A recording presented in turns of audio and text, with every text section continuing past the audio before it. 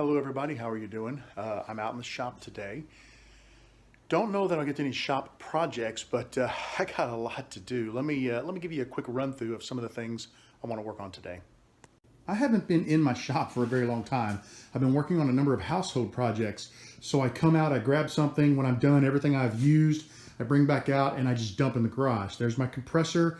I think I talked about that while I was hanging some crown molding. I lost the compressor. The starter went out and it just smoked. But I've got stuff laying everywhere. My shop is just, I'll come in here, I'll work on something, I just leave everything. It's a bad situation. The floor is a mess. That's a new compressor that I got to replace the old one. I probably could replace the starter. I may work on that just for a fun project. I've got boards I've drugged down. Look at my table saw. I mean, there's nothing I could really do out in this shop simply because of the condition of the shop. So the number one thing I want to do today is I want to start kind of cleaning and straightening the shop up. I got to get it back in shape, and hopefully I'll kind of get the bug to do something as I'm cleaning the shop.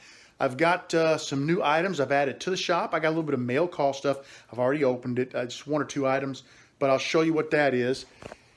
And really, the only other thing I've got to do is, and I want to talk to you guys about this. I was washing my car a couple of 2-3 weeks ago, had my receiver turned on, playing some music, and the receiver went out. Let me see if I can, while we're talking, I'll get it fired up and kind of give you an idea. I know that many of you are electronics people. You work on electronics all the time. And that's why I'm going to try to get this thing playing, let you listen to it and tell me what you think it is. It's like I've lost all of my volume, so I think it's probably like maybe an amp inside of the receiver or something. Both channels are out, so it's not like a left channel, right channel thing, but I don't know a whole lot about that. And I was hoping somebody could point me in a direction. Maybe I could, do a little experiment and see if I could get that working. The other thing I want to do is I've bought a couple of record albums over here, and I want to clean them. And the way we're going to clean them is with a little Titebond glue. So we'll work on that today. I just got a bunch of little just clean up and get things ready in the shop. And hopefully that will spark an interest in me to get back out here and get a project started. Or maybe I'll find a project that I have already started and decide to go ahead and take up with it and finish it. I've got my MP3 player hooked up. I hope this doesn't get me demonetized, but you can see I'm up on about 5. There's all the way up. I'm on auxiliary. It should be playing fine. And this is all the sound that you're getting through the speakers. Both speakers are working. I really hope I don't get any issue for copyright infringement because I wasn't really trying to use that music in the video. I just needed to kind of show you guys an example of what's going on. I know there are a number of you out there who are phenomenal when it comes to working with electronics because you've helped me out before with other things. If you have an idea of some things I could try, I'm going to pull that receiver down and I'll take the case off of it. And if there's a couple things I could try, I've got a multimeter here. I could give you some answers back on, some readings, or if you think it's a certain component, if you could point it out, I'll go online, buy that component and, remove the other one and solder that one in. I'm just hoping to get my receiver working so I don't have to buy a new receiver. It's been a great receiver. And what I'll tell you, I was on about 8. I think the receiver goes up to, is it just 10 or does it go to, yeah, 12. That goes to 10. I was on about 8 because I had my garage door here closed, but on the other side of that, I was washing my car and I had it up loud enough to where I could hear it, through the garage door. And all of a sudden, it just, like that, it just dropped. So, it's probably full of dust too, so I'll blow it all out. But let me know what you think about that. I'm going to get busy and I'll come back later and give you guys an update on where I'm at in the process of all of the odds and ends I've got to do today. I'm making a little bit of progress, but one of the things I need to do is I've got this pin nailer and then I've got this finish nailer. And both of them, I don't know how well you can see that, but the foot, the non-marring foot, I guess over time they just dry rotted and gave out on me. So I ordered new ones, and the ones for the Porter cable came in today. So I'm going to go ahead and put this one on the Porter cable. I ordered a pack of 4 because if that's going to happen, I want to have a few spares around. And I got like a pack of 3 coming for this one. I don't know exactly when it'll be here, hopefully later this week. I'm gonna go ahead and get this one put on and put away. I'll leave this unit out. I'll just set it once I clear all this garbage out. They normally go in that cabinet right there. I'll just lean it against that cabinet until they come in because I want to put them on. Otherwise, I'll lay them around the shop and they'll just get separated and I'll lose them. These spares, I'm going to just leave right in here. There's a little spot right there, and I'll always have them when I need them. These non-marring feet are just pressure fit onto the end of the pin nailer, and this one is ready for action. So I'll put it back in the case until the next time we need it. In cleaning up, I grabbed a few things and tossed them on the table saw top. I need to find spots for them, but these are all some new items to the shop. I'm always needing a flame, and I think this is really basically just a cigarette lighter, but it's kind of got this little nozzle on the end that makes it more like a torch. This might be something like one of those cooking torches, I think. I can see a few uses for that. I picked up a whole bunch of these bottle brushes. And you guys know I use those for cleaning out. I've got one over here I use all the time for cleaning out my tubes. And I was in the process of setting up workstations at the bandsaw and the sander and over at the drill press. And I want to put one of these at each workstation. So I bought a bag of 10. There's a couple smaller ones. I made a mistake the first time and bought some real tiny ones. I'll keep those for maybe cleaning the car. I bought a set of these. These are for like automobiles. And anytime you have one of those little blocks, the wiring blocks, these are all the little punch pins that release the wires from those blocks. And I don't know exactly why I bought it, but I got a good deal on it, so I bought it. Here's a 10mm wrench. It's got an 8 on the other end, but I bought it for the 10. I do believe it's for my bandsaw workstation, but it's been a long time since I purchased it, so I'll be honest with you, I can't remember what I purchased it for. I got this nice 1.5-inch block of aluminum, and what this is for, I got an idea for a little project over here. On my turntable, there's supposed to be, and it's missing, a little piece right there that you can put onto the spindle here, and it lets you adapt it down for a 45 RPM record. I thought it'd be fun to cut a piece of this off and make one out of aluminum, polish it up real nice, and just be kind of fun to do on the old metal lathe. So I bought that a while back, haven't done anything with it. I got a sticker for the shop wall from Tag Construction. This was sent to me by, there we go. I apologize. I'm not going to attempt to pronounce the name. I don't want to do injustice to your name. I always like to pronounce people's names properly, and I usually screw up. You guys will remember Jeff Walker a while back sent me a blank, and I turned it, and it had my logo in it. Well, he sent me, you basically drill, he told me on here, I think it's a 1/2-inch hole, and drop this down into any block of wood, and he sent me this. This is awesome right there, ready to go. And then, of course, you would fill it with a little resin and put it in your pressure pot. And you can put your logo on a pin or whatever you turn. And he also sent me this. This looks pretty cool. This is a hybrid blank that he made. I'm not sure if that is like gumball or what. I need to reread the note and tell you. I did a cork wall in my daughter's room. I got a bunch of cork left over. So if anybody has any cool ideas for some projects, you can see I got a number of reasonable size pieces there. They're about 12 inches by, I don't know, 5.5. This is the big one I want to talk about, and I owe a big thank you to a couple of guys. Eddie Stipe and Tommy Stridham. Thank you, both of you, so much. This is absolutely, I was blown away when I opened it. I mean, this is one of the nicest tools, in my opinion, that you can buy. This is a Carter & Son weighted handle and a 1-inch Carter & Son skew. And this uses, the steel is M42 high-speed steel, which is an incredible steel. It's supposed to hold an edge forever. This is a lifelong tool. This is one that you never have to replace. And the cool thing is, you can see it's two separate pieces. The tool part, you can buy different tools and just basically insert them into your handle. I haven't used that yet. I am super excited about that tool, and I want to say thank you from the bottom of my heart to both of you. That was one incredible gift, and I am super appreciative. So those are just a few of the things I laid out. I got to get put away. I got to find spots for them. I got a couple other things over there that I'm not sure what to do with. This I'll find something to do with. This is just a little plastic box that came up for sorting. These things are handy to have around. I've got the motor that I took out of my furnace/air conditioner, and this motor still runs like a champ, but you'll notice it's really chewed up on the shaft here. This is where the collar came loose on my squirrel cage fan. However, there's a nice flat bar. It's a pretty decent section there. Let's say 3 inches. So, I mean, if you had something that didn't need to clamp all the way out here, if it clamped down here, you know, with a grub screw or a collar, there's nothing wrong with this thing. So I hate to throw it out, but I honestly don't know what I'm going to do with it. So any suggestions on what might be fun to do with this, let me know. My son, I bought him a new pennant for his wall. He's got a wall. I think I showed it to you guys once. If not, I'll make another video, but he's got pennants in his wall, and it's this huge circle of pennants. And I bet there's 20 plus pennants up there. And I found this one at a store, and I thought he didn't have it, but I got home and he has one. And then, of course, I made that a while back. That is the window sticker for my car. Those two items, I need to get my ladder back out here, and I'll hang the U of L logo there, and I'll put the window sticker there just to kind of clean up the garage. We'll get the KAG construction sticker up on the beam up here in a couple of minutes.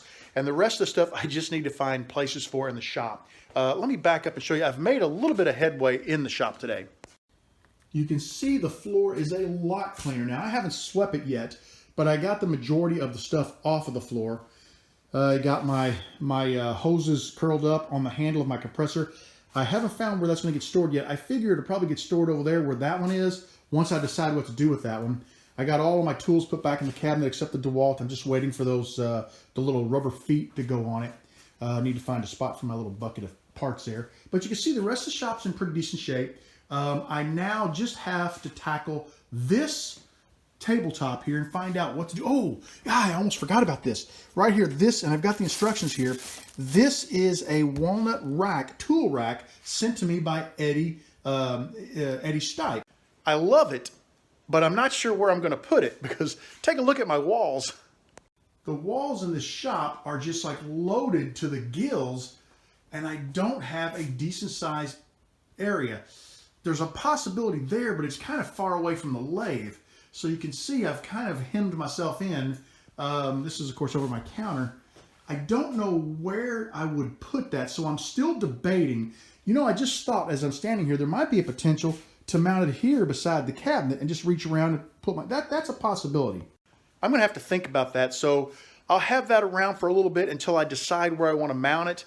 And then I'll probably do a video of, you know, assembling it and mounting it and, you know, getting it ready to go. But I just have to figure out where to put it that it's going to be beneficial. I don't want to put it somewhere out of the way where I got to walk across the shop to get a tool. I want it to be within arm's reach so when I need a tool, I can grab it. But I got to get back to work. I got to get, like I said, I want to work on this table. That's number 2 in the priority. This is number 1 in the priority because I bought some record albums and I want to get that turntable on top of my saw and I want to clean my records. And I'll show you how I do that as I get started.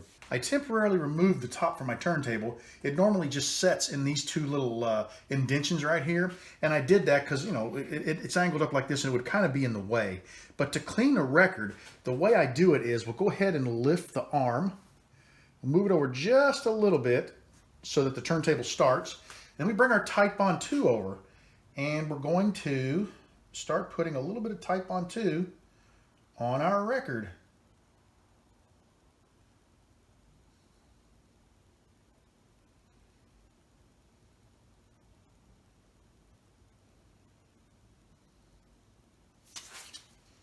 Just want to make sure, I don't want to get a ton on there. Just enough to be able to put a nice smooth layer. Okay, let's start with that. And I'm going to take a business card here and I'm just going to start smearing the Titebond just to make a nice smooth surface.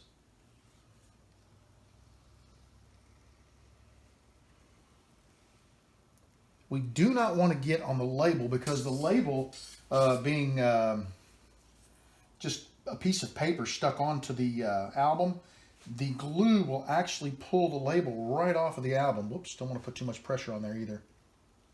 What we're going to do now is I'm going to leave this, I'm going to take it off the turntable, we'll set it aside so that it can fully dry, and when it's dry we'll come back and we'll just peel this off of the record, and the glue will get down in all of the grooves, and any dirt, dust, grime, anything in those grooves will be lifted out by the glue.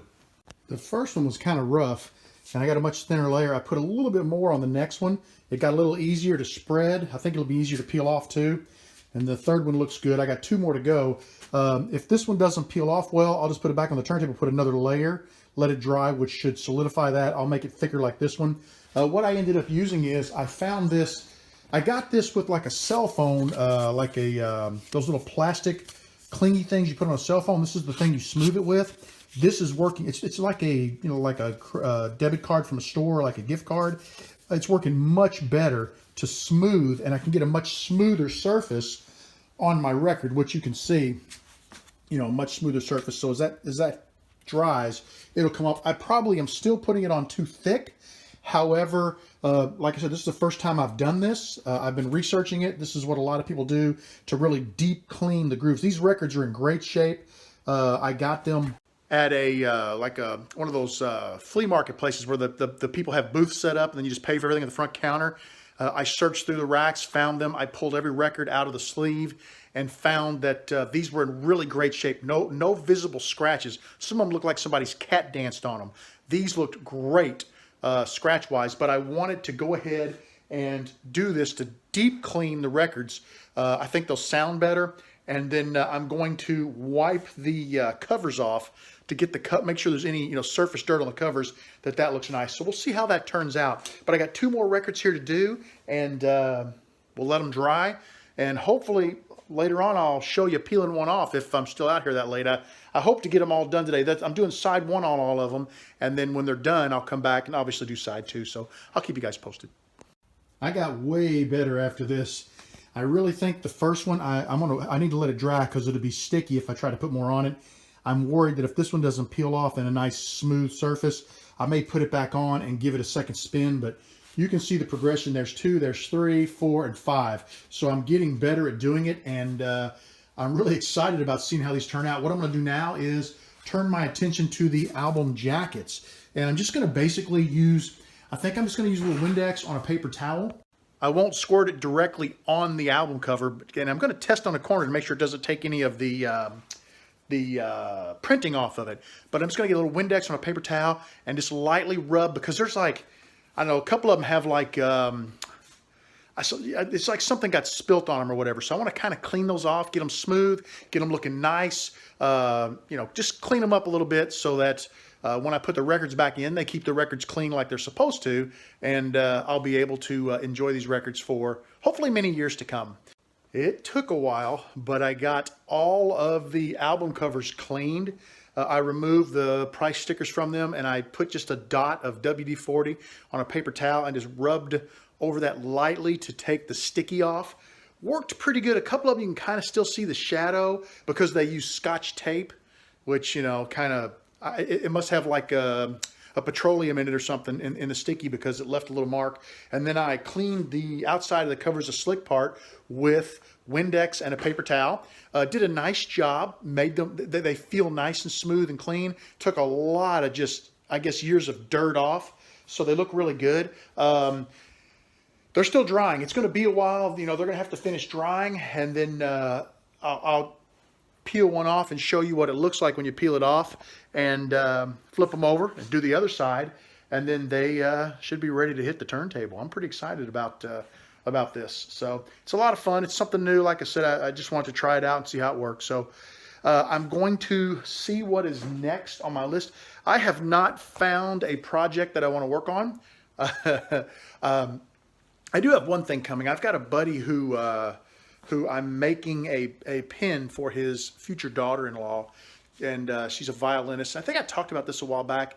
Made the blank. I was so excited. The blank turned out perfect, and then we found out there was a mark, a flaw on the label of the label cast. So it's kind of a bummer, but I got a new label. The new one, I got a notice. It hit my P.O. box today. So today or tomorrow, I got to head up to the post office. I'll pick up the other the other blank, and then we're going to turn it. Now, it's going to be fun to turn. I'm nervous because I hadn't turned in a while, but I'm going to try to turn it with my new tool. So it's going to be a double whammy, not turning in a while and trying a new tool. So we'll see how that goes, but I'm pretty excited about it. I still haven't figured out what all I want to do with my channel.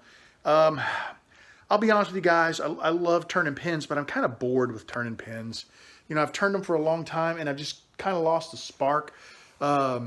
So I need to experiment with some other stuff, but I just haven't found anything yet that just says, yeah, I want to do that. You know what I mean? So give me a little bit more. I'm sorry that I'm taking such a long sabbatical, but it's good for me. You know, I really needed it, and we will get back to where we need to be, and we'll get this channel rolling again. And hopefully, you guys can learn something new with me, and we can learn it together and really have a lot of fun doing it. So I'm going to go ahead and pause the video for now. I'm not going to close it down because I'm hoping those dry before the end of the night and I get a chance to show those to you. If not, then I'll do a quick little video tomorrow where I show you to peel off, and then I'll do side 2. So there may be something else coming for this video. I don't know. You just have to hang on and find out.